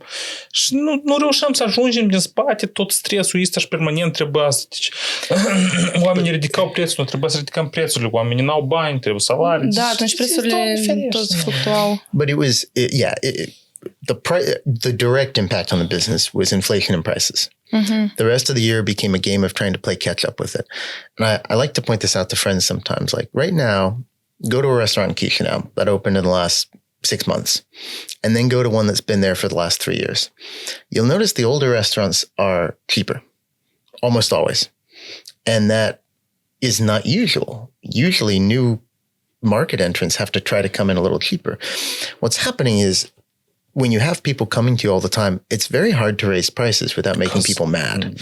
And they're your customers. They're your customers, and nobody likes inflation, and everybody hates it. So there's this constant game of trying to equalize with the market. Anyway, but that's the direct thing. The really problematic thing was the just disaster in confidence. So many people left the country in the first months. Morality. Many businesses left the country. Through our association, we knew companies that literally sold everything they had in one day. Anything they couldn't sell, they just gave away and left. And I mean, companies that had done business for a while. The confidence of people lending money, banks, investors. Try to get an investor to come into Moldova in spring 2022. Sure. Don't think so. And all of that, again, it just throws it all up in the air. And you're okay, we're going to wait this one out. How long will this one last? Get an investor in 2024. Good luck too. Yeah, exactly. Eu foarte mult mă regăsesc. Eu la fel am avut un burnout cu proiectul meu, dar la fel multe greșeli am făcut și eu. Eu cumva, parcă eu mă atașam față de proiect, nu ca față de, și până acum îl numesc proiect, nu ca business. Adică eu permanent tot ședeam în starea de startup și mi-am construit o imagine că noi ajutăm, parcă un fel de imagine mama răniților, că noi ajutăm pe toți producătorii și în momentul în care am vrut să monetizăm și serviciile noastre să le vindem pe bani, cumva, dar voi și nu promovați gratuit. Da. Voi parcă trebuie să promovați gratuit. Și am avut un burnout, diferența a fost că la mine a fost foarte rapidă, eu cumva repede am luat decizia, eu nici n-am încercat să pivotez, eu pur și simplu, eu nu știu cum mi-a venit în gând, dar eu am apelat la 2 business consultanți, așa, la care m-am dus și am spus, uite business-ul meu, pot să mi-l evaluez. Ei aveau încă consultații, primele consultații erau gratuite. Și ambii mi-au spus că, uite, n-are sens, mai bine să închis. Și nu știu de ce am mers, adică și eu asta simțeam, eu cred că aveam nevoie de o confirmare și am închis. Yeah. Și atunci, nu știu, adică o perioadă, poate aici să discutăm de momentele psihologice, ați fost frustrat, poate David nu, că la americani nu există cultura eșecului. Dar eu am fost... A fost David frustrat? He was frustrated. Frustrated, or maybe in depression. All. Anxiety, stress. Pentru că mie mi-era rușine să recunosc la un moment dat. I think so the cultural difference is that many people, if you're an American, you're starting a business and it goes down, it's a little easier to not feel like a failure. You still do, but that's not the way the culture treats it, especially in a startup way with especially West the Coast banks, or whatever. Especially the whole culture of it. The whole culture, it's like there is an understanding that this happens. This is how you kind of grow. This is how you learn. Yeah. I will say, and since we're talking a podcast, I'll mention another one I listen to a lot, but the Pivot podcast in the US is really interesting. But one of the hosts there, an NYU professor named Professor Galloway, he says that basically the best thing to do in business is succeed. The second best thing to do is fail quickly. Failing slowly is very painful. And I think that the problem is you don't always realize you're failing slowly. You're kind of still grabbing on. You're trying to stay where an opportunity is. And, you know, again, with something like COVID and don't get me wrong, like there may have been ways to survive this. We didn't figure them out. Oh, yeah. Somebody else 100%. Could have. A lot of independent restaurants closed. A lot of the ones that didn't owned their own buildings. A lot of the big restaurants grew because other places closed and they could access different credit and stuff. This is just one experience, but you know, the experience of failing slowly is incredibly demoralizing. It's very frustrating. Blinding. So, very frustrating. Dar când v-ați recunoscut, care a fost ultima picătură că gata, noi trebuie să închidem? Nu, deci... Dacă a fost așa, ultima... Nu, e vorba cu Smokehouse. Noi am înțeles că noi nu o să mai putem să revenim la cifrele care nouă ne trebuiesc. Și Smokehouse era mai scump în gestionare. Deci, în mare măsură, noi și Taproom l-am lăsat ca să fie pentru să întoarcem datoriile. Pentru că noi, asta era. Deci, noi am ieșit din business fără datorii la stat, fără datorii la furnizori de care eu mândresc, fără datorii la angajați, am plătit toate. Noi suntem datori numai nou. Deci el are 76 zile de concediu care statul crede că trebuie să întoarcă. Eu am 80, tot așa zile de concediu, nu plus și banii care noi am investit în percursul ăsta. Asta era pentru noi scopul cel mai principal ca să ajungem. Nu știu, mai am vreo 800 de kilograme de facturi fiscale undeva să tăvălesc. Da. Amintiri? Nu sunt amintiri, eu trebuie să le păstrez undeva, că așa e legea. You said 800 kilograms, right? 800. 800, yeah. I wanted to make sure you didn't say 80. Yeah. No, it's not 80, no. We got a lot of factories in my house. Stamped it, signed it so many times. We know that because they're going to live in my house for the next 70 years. Exactly. Wow. Maybe I'll change the law. Good luck with that. You should, though. You should. You really should. Da, ideea că... Prietele, voi ați închis Smokehouse-ul, dar Taproom-ul l-ați vândut. Am vândut. Afacerea. Compania există. Explică un pic cum are loc vânzarea afacerilor și în ce moment, în momentul în care voi tot ați... Dar, de exemplu, dacă nu erați să o vindeți, erați să o închideți sau erați să o continuați? Sau din start v-ați gândit să o vindeți? Deci noi mai multe ori am încercat să vindem business-ul, nimeni nu l-a cumpărat. Deci, pentru că iar era... Dar ce înseamnă să vinzi un business? Tot deci conceptul? Noi vindem tot o chestie operațională, toate... recetele, procedurile, tot deci, asta, cum tot. Asta lucrează. Deci noi spunem mie că asta lucrează, noi arătăm toate cifrele cât îl generează pe lună, oamenii sute, cam mai estimăm cu atâta și dacă e ok, e ok, dacă nu, nu. Și noi de câteva ori am încercat, am propus la mai mulți oameni, deci problema era, deci cum am spus, noi eram burned out și deja se vedea după noi că nu mai trăgeam, era imposibil pentru noi, pentru că și eu deja avem familie, David are familie, noi tot eram petrecem. Foarte mulți oameni nu înțeleg că un antreprenor nu lucrează 8 ori și se duce acasă și se culcă și tot. Un antreprenor lucrează 24. Când trebuie, minim sunam și la 4 noapte și la 5 noaptea și pe dânsul sunam și hadem să rezolvăm cu o stricat sticla nu știu cine. Deci asta e ideea că tu dacă lucrezi în așa ritm și nu primești nimic înapoi, mare măsură, vedere și partea și financiară care e importantă, atunci tu, pur și simplu, la un moment dat ești mega frustrat. Deci, it's annoying, știi? Pentru și eu mă ocup cu asta. Pentru și eu fac așa, cei mai buni ani ai noștri, că noi suntem 37, 38. Nobody knows. Da. Și noi le-am lucrat în ritm nebun, să arătăm la toți, că, nu cum să arătăm, să facem ceva, un produs bun, prin toate hupsurile astea care poate nu erau necesare fi făcute, să arătăm la lume și moldoveni că ia uitați-vă câte probleme sunt în business și să avem și o asociație de micul business care tot acum lobează, but în același timp am pus pe acest masă de sacrificiu mulți ani și business-ul nostru. No, it's true. Like on the back of Smokehouse, there's so many stuff that happened, but we were the ones that in the end gets like, what? Well, I think we personally walked away with a mountain of experience. Oh my God, I hate this phrase so much. Anxiety, Me too, by the way. a lot more anxiety and a small amount of PTSD. PTSD. But I still experience. Wow, yeah, I'm experience. Let me just say to this though, like 1 week before we finally closed to complete the transition and sale to Litra, I had crawled into bed, as has happened way too many times. My phone rings, at whatever, 1 in the morning. I know it's a problem. And I answer it and they're like, "Hi, David, the air conditioner's on fire." I'm like, "The air conditioner's on fire? The air conditioner's on fire. We're trying to contain it, but it's like, but I probably should come in like right now." So yeah, ran down the street, ran down the whatever kilometer is to get to the place in my flip-flops. And when, the air conditioner was on fire. And then we put the air conditioner fire out. Congrats on your first fire. That was my first fire extinguisher. Wow. We had dealt with a couple. Yeah. I had 3. I remember all 3. They were horrible. Yep. And I thought, like, wow, I'm not going to miss that. I'm not going to miss that. I'm not going to miss that. Honestly, though, like the experience of running a company like that, so many incredible memories. Over time, they're going to be more. I'm going to think more and more of those. But it's also incredible stress. You've got to be passionate about it every day. And to the question of when it's time to get out, it's probably time when that passion is not there, Yeah.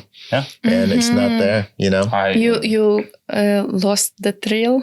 No. Yeah, COVID killed it, honestly. COVID and war, da. Deci asta, COVID and war.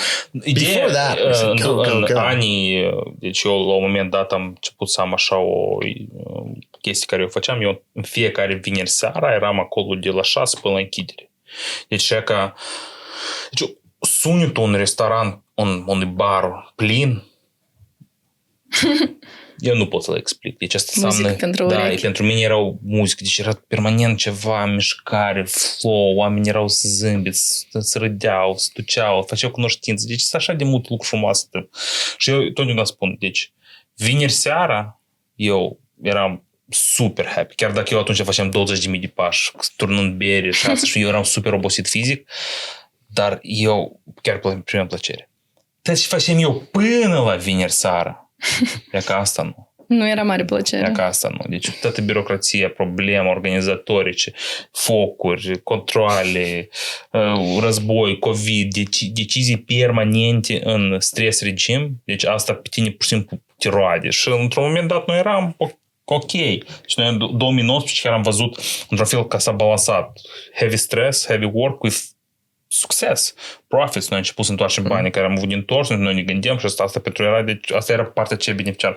Noi am avut o oarecare energie care am tras până acolo și zic, it's going, merge, amuș.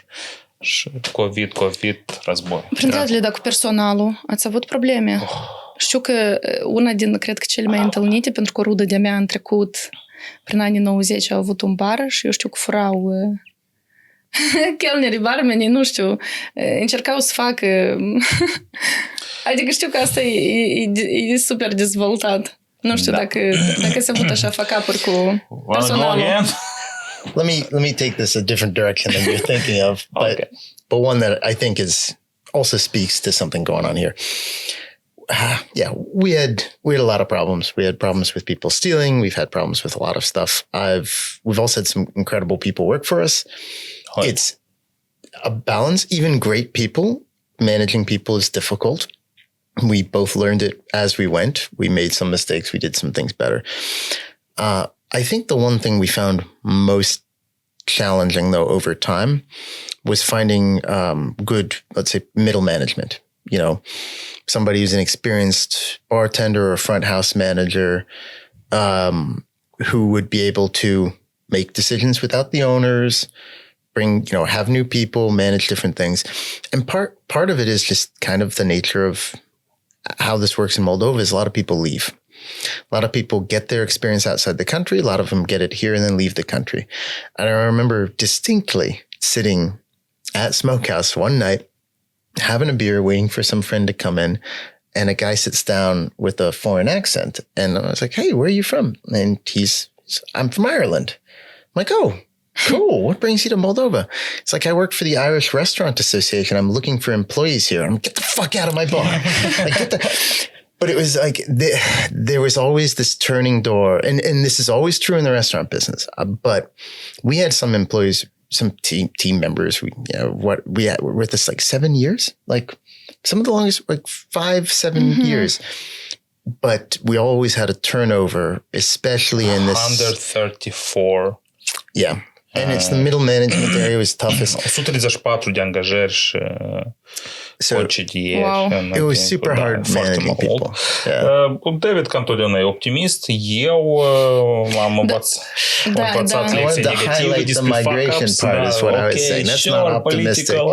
It's like, I will never have... Deci, eu niciodată nu o să am așa nivel de încredere care am avut eu în oamenii în Smokehouse. Din cauza Smokehouse. Din cauza că noi am pățit așa de multe ori și așa de dureros asta a fost, că eu nu, în viața mea, asta am încredere în trânsul, în familia mea, dar angajând vreodată, deci la mine totdeauna să fie un threshold, pentru că erau niște lucruri așa de, nu că dureroase, dar șocante care se întâmplă. Furt, minciună. Furt, da. Noi am avut un furt, noi nu am dat acasă. Noi în anul 2018 am dat afară aproape toți chelnerii și o jumătate de bucătari. Din cauza unui furt depistat? Nu, e pur și simplu fiecare seară să băta la noi în bar după închidere.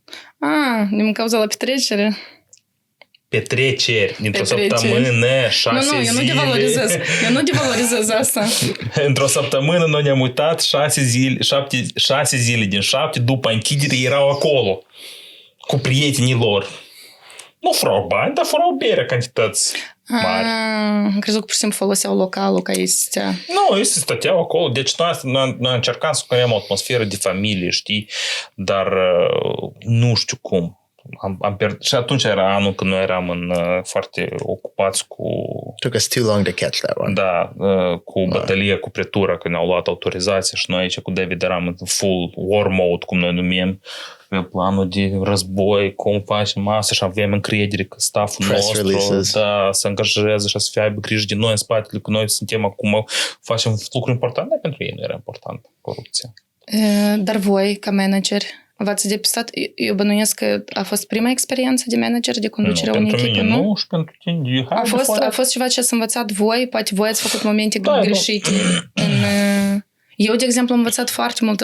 La Media Medias a fost prima mea experiență și inițial, din cauza perfecționismului meu, eu vroiam că toți să livreze perfect și toți să atașeze de lucru așa cum eu m-am atașat și eu eram așa, aveam un stil de conducere autoritar care ulterior l-am depășit și l-am învățat că trebuie abordare individuală. Din toată experiența, cel puțin din oameni, am înțeles că nimeni niciodată nu o să-ți iubească afacerea ta așa cum o iubești tu. Punct. Все, gata. Deci tu poți, eu am plan peste tot în lume, la toată familia, toți prietenii mei, băi, smoke, tu ce nu înțelegi, craft beer, PLL, smoked meat, și Deci David spune că don't make a restaurant for your friends, but my friends never came to my restaurant.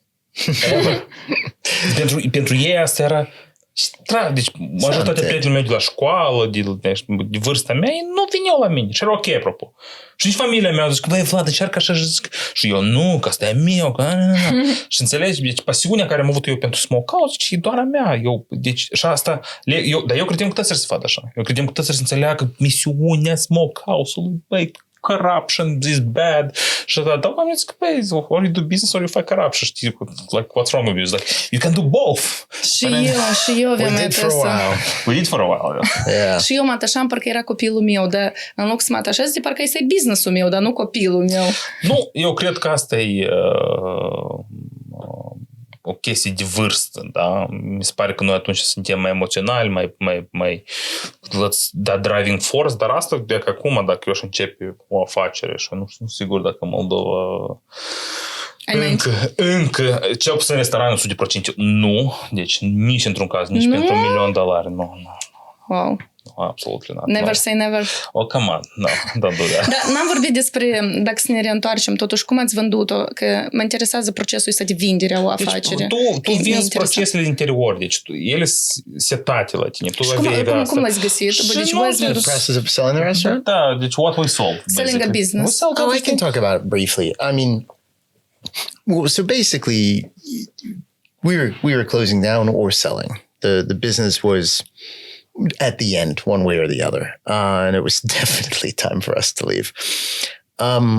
But it's kind of a weird thing because when you make a business like that, it's got a lot of you on it. And a lot of people who've, let's say, always dreamed of owning a bar have their own very clear idea what that would be. They don't want your dream. They want their dream, right? For sure.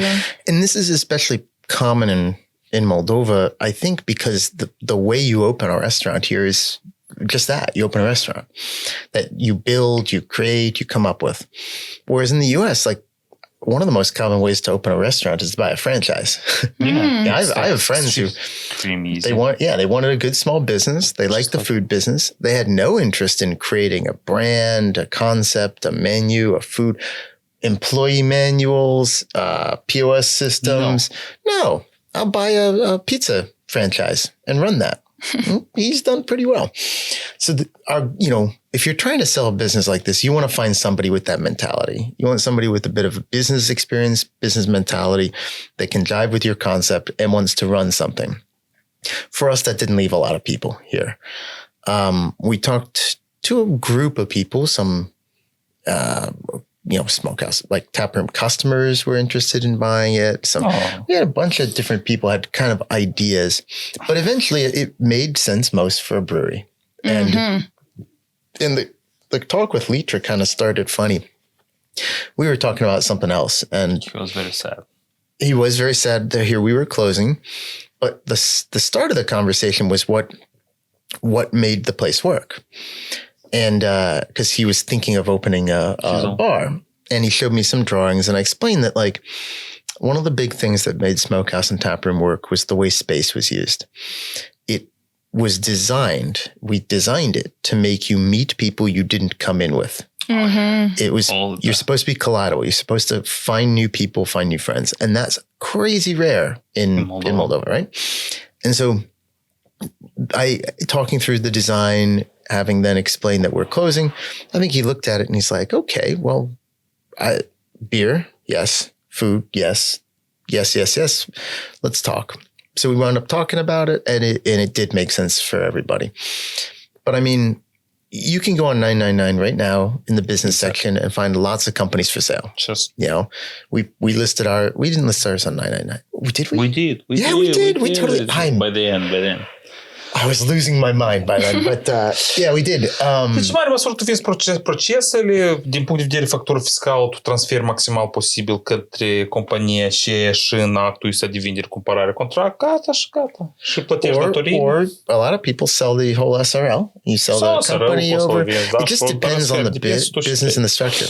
SRL era imposibil de vândut pentru că el vine cu bagaj destul de mare. Noi suntem acolo fondatori cu o companie mamă fondatoare în America și noi am zis că nu mai trebuie și pur și simplu am văzut conceptul, ideea, lucrurile. Also, we didn't own the building. Localul se închiriază? Yeah, and we didn't own the building, which is very important. Dacă era own the building, it's a little bit better. Well, if you own the building, then the company transfers with the assets. I mean, every one of these situations is different. It's different. Everyone.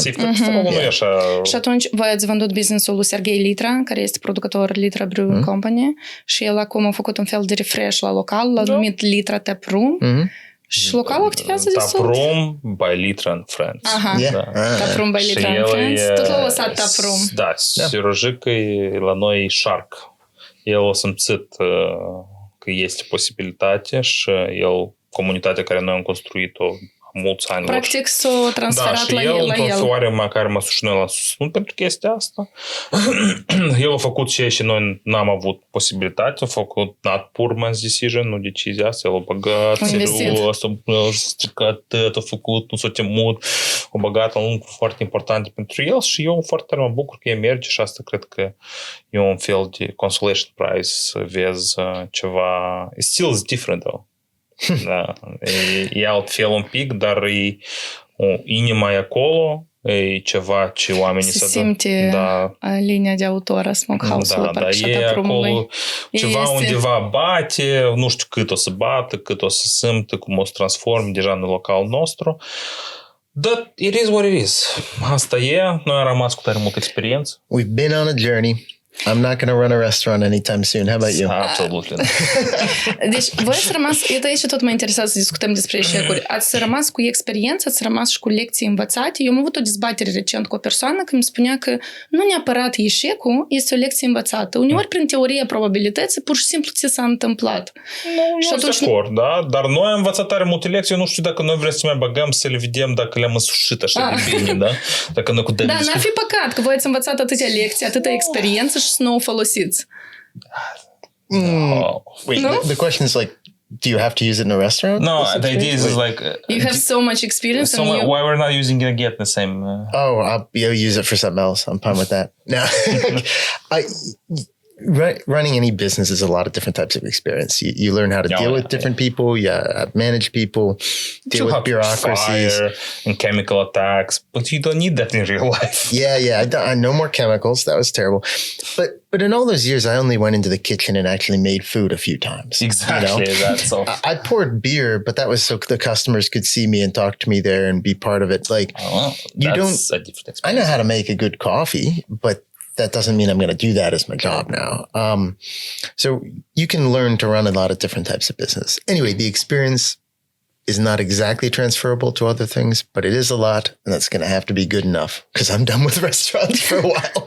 Da, e corect. Deci, eu m-am învățat să torn bere, să mă lămuresc în bere, dar e ca în bucătărie foarte rar noi intram și să facem ceva chestii. Deci nu neapărat că noi toată experiența asta trebuie să o folosim. Da, deci este un highly fast training în management și a unui proiect miticuț care a devenit mare. Deci noi la un moment dat eram 35 de angajați, noi avem rulaje destul de mari, facturi fiscale, cum am spus. Deci acolo sunt foarte mult proces care eu am învățat, cel puțin acum în jobul meu, care eu mă aflu acum, asta bine mă ajută toată durerea asta, eu încerc să o transfer și să o rezolv pentru alți oameni, inclusiv partea că eu am fost maximal de corect posibil, mi-a ajutat acum să mă uit în ochi la oricine. Asta și era întrebarea. Ce faci la moment? Deci eu toată durerea asta încerc să o transmit prin coridoare, în consultări, spun că deci small business is the heart and soul of Moldova, economii. Și asta îi durează. Pentru că dar spune funcția ta de acum. Consilier a Ministrului Economiei și Digitalizării Dumitru Alaiba pe small business și tot ce sunt de mic business.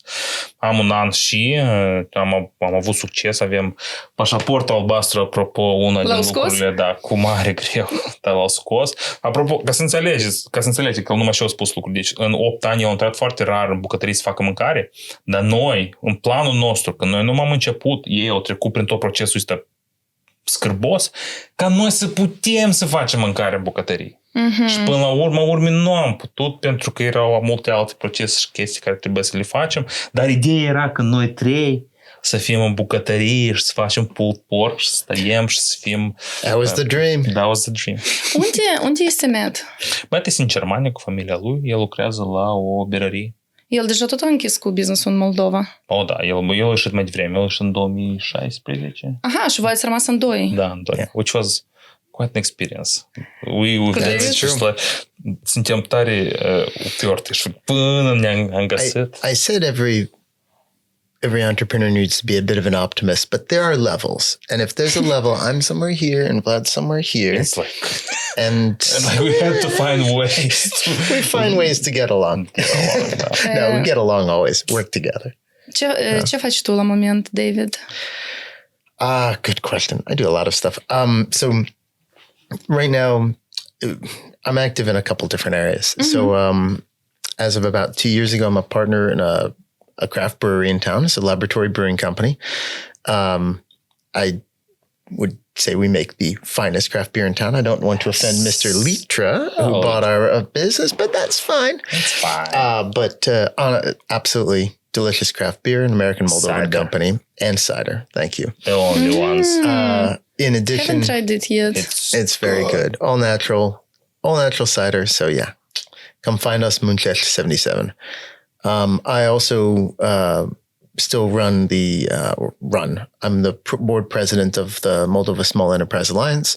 So we work with the government, including this guy now, at times to try to advocate for better business environment, particularly talking and raising our voices about problems we see with corruption. Not like that guy's corrupt, but like the system needs to be reformed. There needs to be a way of doing this better. This needs to be more transparent, easier, digital, etc. So do that. And then I also, for the last 3 years now, have been writing a newsletter called Moldova Matters. The most popular English newsletter in Moldova about Moldova. Actually, the most popular English language news source about Moldova. Okay, news source about Moldova. You just build your regalia. I just want to say it's extremely popular. Subscribe. Thank you. But yeah, it's I am not subscribed. I am very poor. Well, it's free for all to read, but the subscriptions we value too. But it's news about Moldova in English.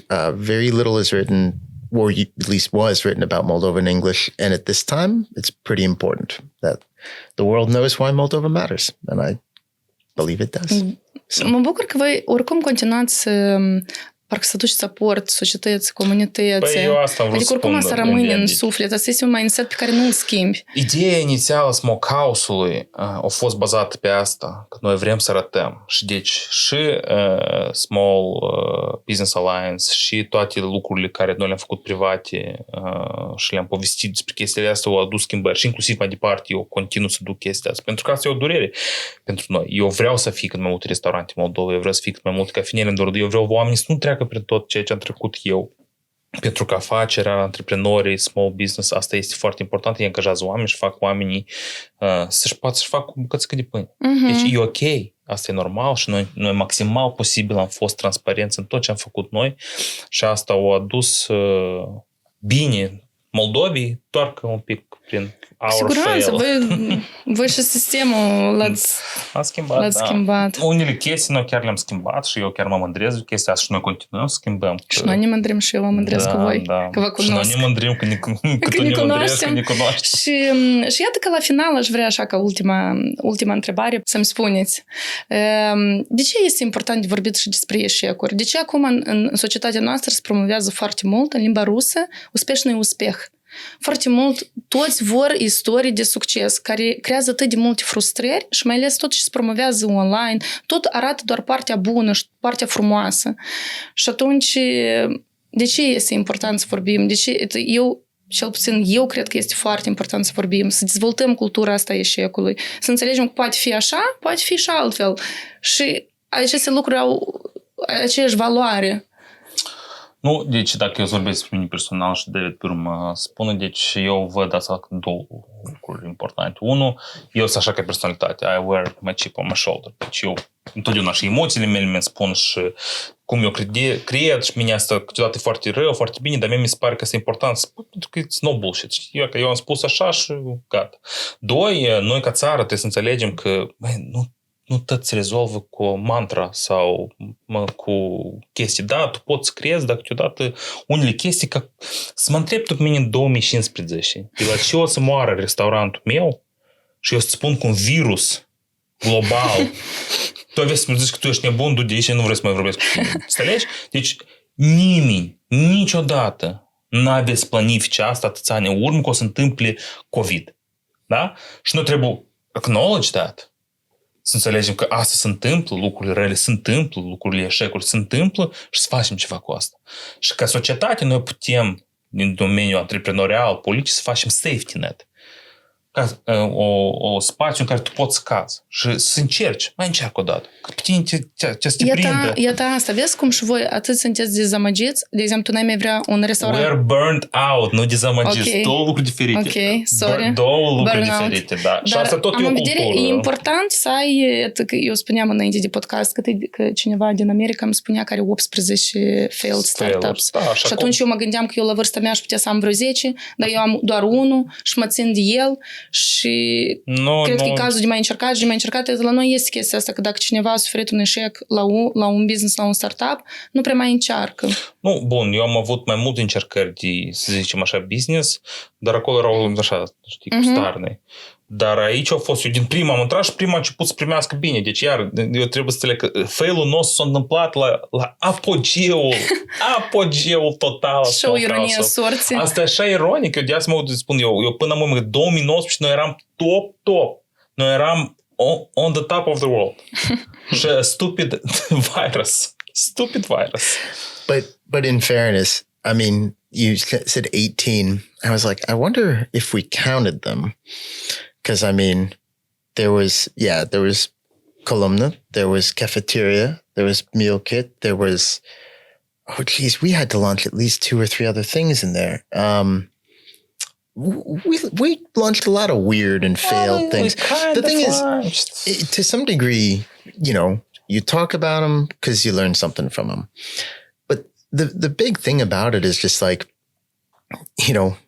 personally in life and also just in the economy, you can't just be scared to do something because you think you'll fail. If you fail at something, you've learned something. You pick yourself up, you do it again. And like you said, if there's a safety net, that's both the community of people around you who understand that. There would also be functioning bankruptcy laws and things like that too. But whatever. Forgiving of debt. Of limited liability. All this good whatever. things. The things that the U.S. implemented and then the economy exploded with growth, 90 years ago, but Moldova is still thinking about.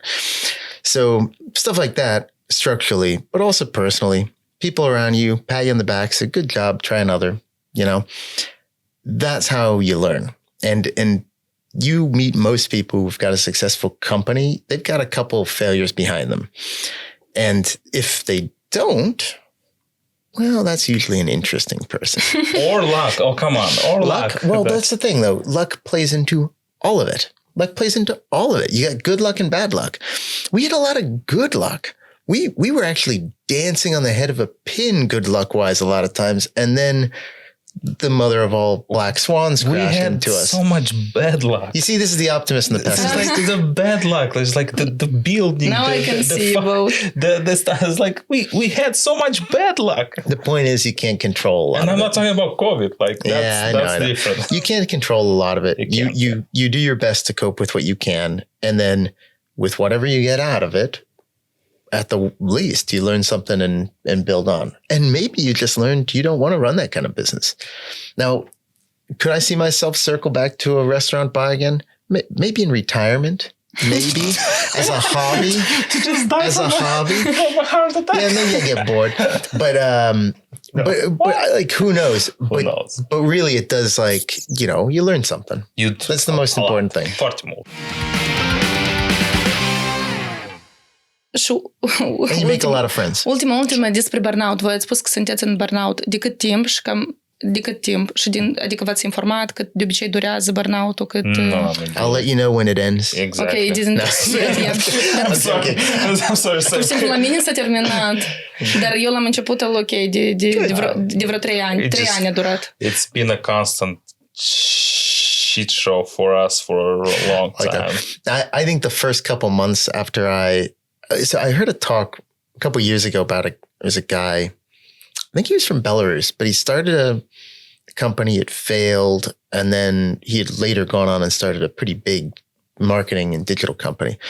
When his first one failed, he said everyone kind of blamed him for it and he felt terrible and he just went and sat on a beach for a month and then came back and rebooted. Nice. Yeah, right. I'm like, okay, I couldn't manage that. I sat on the beach for a couple days at like Solcia and Danube, Romania, so it wasn't exactly fancy.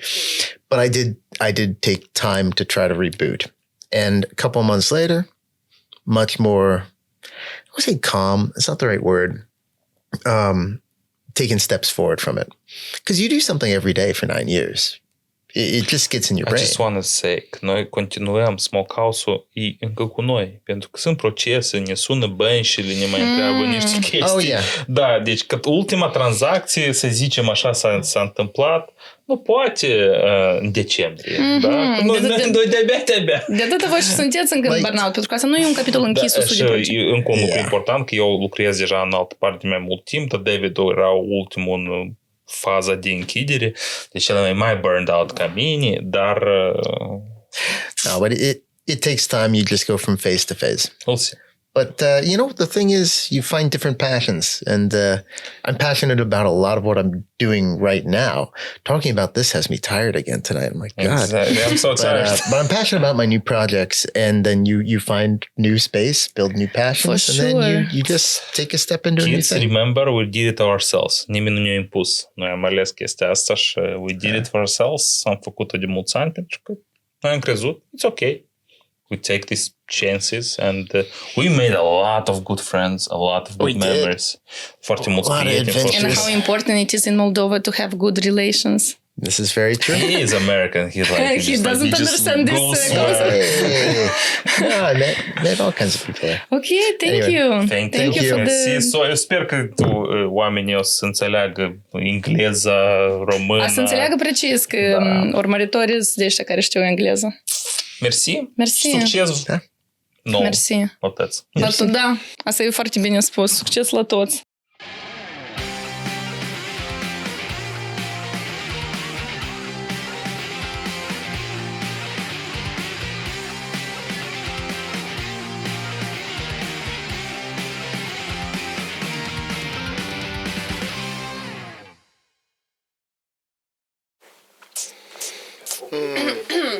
Da?